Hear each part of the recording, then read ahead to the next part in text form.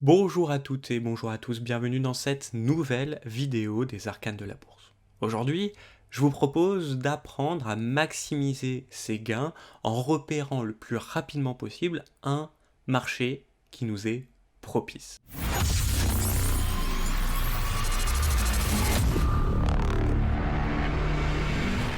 Avant de continuer, si vous aimez les thématiques de ces vidéos, alors je vous invite à liker, je vous invite à partager autour de vous et ça sera pour notre plus grand plaisir. Dans la suite de cette vidéo, on va essayer finalement de vous permettre de trouver des types de marchés et surtout de le vulgariser. Donc oui, je vais vous proposer une nuance avec deux caractéristiques pour le marché, en sachant qu'il en existe bien sûr des dizaines de milliers, et dont certaines qui vous sont totalement propres, comme votre énergie que vous mettez devant les marchés, votre patience, votre colère, finalement toutes ces émotions qui vous sont propres et qui vous définissent en tant que trader et tradeuse ou en tant qu'investisseur, investisseuse. Voyons maintenant la première caractéristique que j'aimerais vulgariser sur les marchés, c'est les tendances. Il y a trois types de tendances.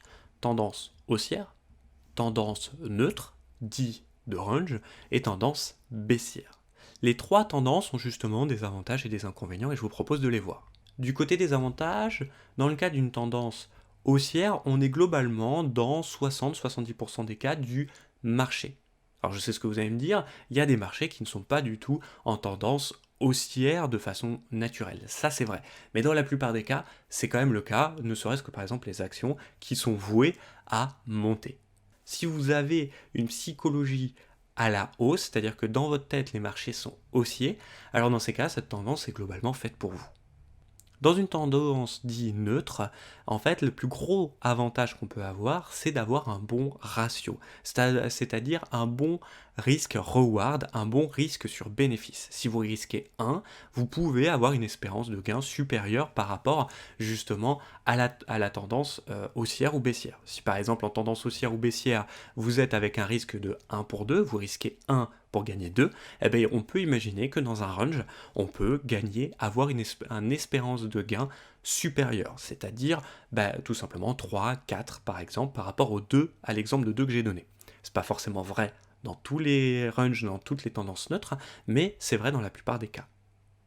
Et forcément, la dernière, c'est la tendance baissière qu'on peut dénoter beaucoup plus rapide que les autres, c'est-à-dire que globalement, vous allez aller jusqu'à votre objectif beaucoup plus rapidement. Forcément, quand il y a des avantages, il y a des inconvénients et je vous propose de les voir tout de suite. Le premier inconvénient de la tendance haussière, c'est que globalement, le marché est lent. Alors quand je dis ça, c'est qu'il est lent par rapport aux deux autres. Alors oui, de temps en temps, on a des hausses dites paniques, comme sur le marché des crypto-monnaies, mais globalement, c'est un marché plus lent. Si votre patience, par exemple, n'est pas un problème, alors dans ces cas-là, ce marché-là est fait pour vous. Dans le marché dit de range, dit neutre, globalement il faut naviguer sur moins de pips, moins de points d'amplitude. C'est un marché qui va nous donner moins de pips et de points. Vous avez compris, le ratio va être augmenté, mais dans ces cas-là, il faut justement revoir et accepter de trader avec ou d'investir avec des stops de protection, des invalidations beaucoup plus petites. Ce n'est pas un problème, mais si vous avez l'habitude par exemple de trader le DAX sur des amplitudes de 50-60 points, eh bien là, quand le marché du DAX va être en range, on sera plus sur 25 à 35 points. Il faut juste être prêt à ça et être conscient que ça va jouer un petit peu sur notre mentalité et sur la façon finalement de poser nos zones de bénéfices et les zones à laquelle on invalide nos plans. Et dans la troisième tendance, la tendance baissière, cette fois-ci, ça va amener beaucoup de volatilité sur les marchés. Beaucoup par rapport aux deux autres tendances, je vous le rappelle. Et donc, il faut être prêt finalement à avoir sa psychologie mise à dure épreuve. Par exemple, des mèches qui vont nous sortir du plan, il va falloir y retourner par rapport aux autres tendances qui vont être, elles, beaucoup plus faciles à lire. Là, il va falloir être beaucoup plus rapide, beaucoup plus agile mentalement et psychologiquement, être capable de ne pas se fatiguer sur les marchés financiers. Ça, c'était pour la première, finalement, caractéristique du marché. Si vous êtes d'accord avec les avantages, et si vous êtes prêt à accepter les inconvénients, vous avez plus ou moins la tendance dans laquelle vous êtes. Alors attention, en tant qu'investisseur, en tant que trader, ça peut changer, d'accord? Vous n'êtes pas obligé d'être figé sur un type de marché, sur un type de tendance. Comme je vous le rappelle souvent, il faut adapter son trading à sa vie et pas l'inverse. Si un jour vous avez besoin d'un marché qui est beaucoup plus rapide parce que vous commencez à perdre patience un petit peu sur les marchés, essayez-vous à la tendance baissière. Mais par contre, il faut être au courant qu'un de ces inconvénients, c'est la volatilité et que votre mindset va être mis à rude épreuve. La deuxième caractéristique, c'est justement la logique que proposent les marchés. J'ai ici pris que 4 marchés, il y en a bien sûr d'autres, mais je voudrais vous les vulgariser pour que vous compreniez un petit peu plus là où je veux en venir. Le premier des marchés, c'est les actions et les indices. Globalement, c'est une entreprise qui cherche à investir, qui ne peut plus se tourner vers les banques et donc qui va se tourner globalement vers des investisseurs privés. Vous, mais ça peut être aussi des plus gros capitaux. Et en échange, finalement, ce qu'il va proposer, c'est une partie de son capital, une action. En échange, vous pouvez bien sûr, c'est globalement donnant-donnant, c'est-à-dire que vous avez des espoirs que les investissements futurs de cette société soient prolifiques, et donc du coup, en contrepartie, cette société vous rémunère parce que son action va grimper ou parce que vous vous mettez d'accord sur le versement de dividendes annuels sur les bénéfices engendrés par cette société.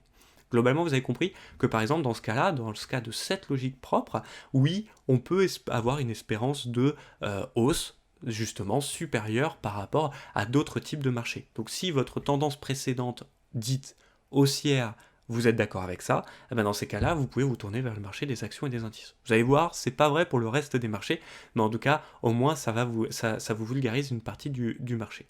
Le deuxième type de marché, c'est le secteur des obligations. Finalement, c'est de la dette d'État la plupart du temps. C'est des dettes qui sont peu volatiles, mais qui ont le gros avantage d'être peu risquées. Globalement, vous achetez un coupon et vous vous mettez d'accord sur un pourcentage à terme qui vous sera payé pour détenir ce coupon. Vous achetez de la dette dans un premier temps, vous la détenez par exemple pendant un an, et au bout d'un an, vous gagnez 3%. Si ce coupon vous a coûté à la base 100 euros, et bien à la fin, à terme, on peut avoir une espoir de retrouver 103 euros en échange de la revente de ce coupon.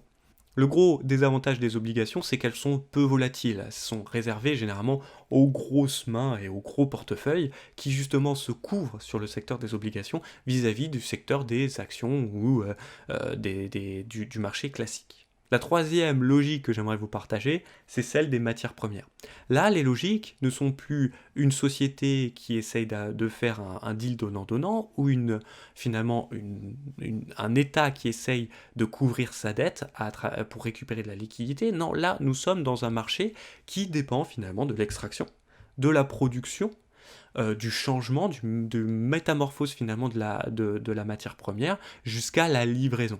Si ces trois étapes globales d'une production de matières premières vous est, logique, dans ces cas-là, ce marché est pour vous. Et le dernier marché que j'aimerais vulgariser en termes de logique, c'est le marché du Forex. Comme là, nous ne sommes plus sur justement une société qui essaye de faire un deal donnant-donnant, plus sur un État qui essaye de couvrir sa dette, plus sur de l'extraction de matières premières, donc on va dire quelque chose de beaucoup plus industriel, on est sur des échanges internationaux entre les pays. Par exemple, entre la zone euro et le dollar des États-Unis, donc le dollar US. Et donc dans ce cas, on a une paire de contreparties euro, USD, et ça matérialise finalement la force et la faiblesse de chacune des plaques par rapport à l'autre. Et c'est de la monnaie, hein, bien sûr. Et ça représente les échanges internationaux. Si ce monde-là n'est pas obscur pour vous, alors dans ces cas-là, ce marché est tout trouvé pour vous. Vous avez compris déjà avec finalement ces deux caractéristiques, vous pouvez en déduire un petit peu la tendance dans laquelle vous êtes. Si par exemple, vous voyez les marchés clairement haussiers, c'est votre vision, votre psychologie vous amène à penser ça, alors dans ces cas-là, effectivement, le secteur des actions, des indices, est propice pour ça, parce que globalement il est haussier dans 70% des cas, donc globalement ça peut vous aider. Si par contre vous adorez les échanges internationaux, c'est-à-dire que vous adorez tout simplement ce qu'on va appeler la diplomatie entre les pays, alors dans ces cas-là peut-être que le Forex sera fait pour vous. Alors bien sûr on ne parle pas de tous les pays, là on parle des échanges internationaux entre deux pays, mais déjà ça vous donne une base. Si par contre, c'est plus une logique industrielle c'est-à-dire que on extrait quelque chose, on le transforme pour lui donner une plus-value, et après on l'importe, on l'exporte tout simplement au client, à l'utilisateur final, et que dans votre tête c'est clair, par exemple le marché du cuir ou le marché de l'uranium, alors dans ces cas-là, le marché des matières premières est tout trouvé pour vous. Alors oui, vous l'avez compris. Je me suis permis de cloisonner, de donner une grille de lecture sur le marché sur seulement deux caractéristiques. Des caractéristiques, il y en a plein, mais déjà avec ces deux caractéristiques, on peut en déduire énormément de choses. Si par exemple, et je prends bien un exemple, je vois le marché dans une psychologie haussière, que je comprends la logique du marché des actions et des indices, alors dans ces cas-là, la psychologie va parfaitement bien avec ce marché, s'adapter et va me permettre d'être efficace dans 70% des temps, d'être dans la bonne tendance du marché. Et ça, c'est juste génial. Alors attention, je dis pas que si vous avez aussi une psychologie haussière et que vous aimez le marché du forex, vous ne pouvez pas y aller, c'est pas ce que je dis. Je dis juste que il faut comprendre un petit peu la logique, si on est d'accord avec la logique et qu'on est d'accord avec les tendances, qu'on est prêt à accepter finalement les avantages et les inconvénients d'une tendance, alors dans ces cas-là, on n'a plus qu'à adapter ça sur son marché. Ça, c'est la première règle pour maximiser ses gains, que ce soit en investissement ou en bourse.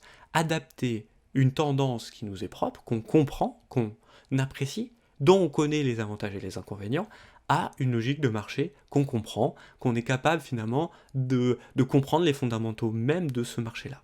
Et une fois que vous avez fait ça et que vous avez maximisé vos gains, bravo, vous êtes arrivé à la conclusion de cette vidéo.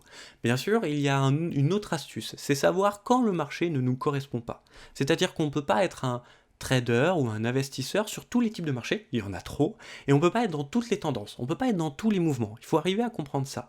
Mais par contre, une fois qu'on a réussi à comprendre que par exemple notre marché c'était plus un marché de range, eh ben alors dans ces cas-là, on va aller chercher finalement dans le marché qui nous paraît le plus logique, un marché de range. Et si le marché ne nous est pas propice, c'est-à-dire qu'il est baissier, qu'il y a de la volatilité, que surtout je n'aime pas ça, eh ben il faut savoir aussi ne pas trader. Finalement, ne pas trader, c'est aussi trader, c'est aussi une mode d'investissement. Ne pas investir, c'est aussi un mode d'investissement. Il n'y a aucun souci avec ça. Sauf que plus on va le reconnaître de façon rapide, un marché qui ne nous correspond, plus on va reconnaître un marché qui ne nous correspond pas, plus on va justement maximiser ses gains. Ou plus précisément, on va protéger son capital, ce qui va, à terme, maximiser nos gains par rapport à une autre personne. C'est la fin de cette vidéo. Je vous souhaite à toutes et à tous une bonne journée, prenez soin de vous et de votre capital surtout. Allez, ciao.